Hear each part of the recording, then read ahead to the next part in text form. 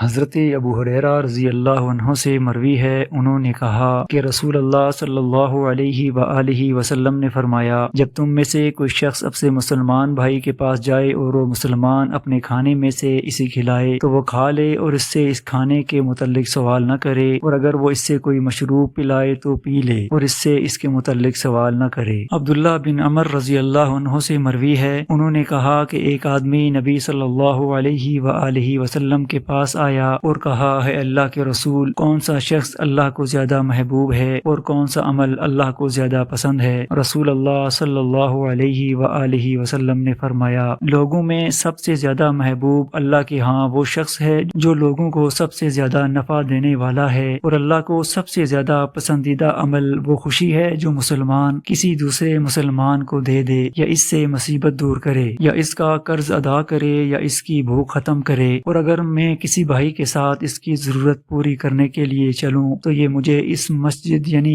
مسجد نبوی میں 1 ماہ اعتکاف میں بیٹھنے سے زیادہ محبوب ہے۔ جس شخص نے اپنا غصہ روکا، اللہ تعالیٰ اس کے عیوب پر پردہ ڈال دے گا۔ جو شخص اپنے غصے کے مطابق عمل کرنے کی طاقت کے باوجود اپنے غصے کو پی گیا، اللہ تعالیٰ قیامت کے دن اس کے دل کو امید سے بھر دے گا۔ اور جو شخص اپنے بھائی کے ساتھ اس کی ضرورت پوری ہونے تک اس کے ساتھ چلا تو اللہ تعالیٰ اسے اس دن ثابت قدم رکھیں گے، جس دن قدم ڈگمگا رہے ہوں گے۔ اور یقیناً بد اخلاقی عمل کو خراب کر دیتی ہے جس طرح سرکہ شہد کو خراب کر دیتا ہے۔ آئیے دعا کریں کہ اللہ ہمیں دکھاوے سے بچائے اور حقیقی ایمان، اخلاص اور عاجزی عطا فرمائے، آمین۔ اگر یہ حدیث آپ کے دل کو لگی ہو تو اس پیغام کو آگے شیئر کریں۔ جزاک اللہ۔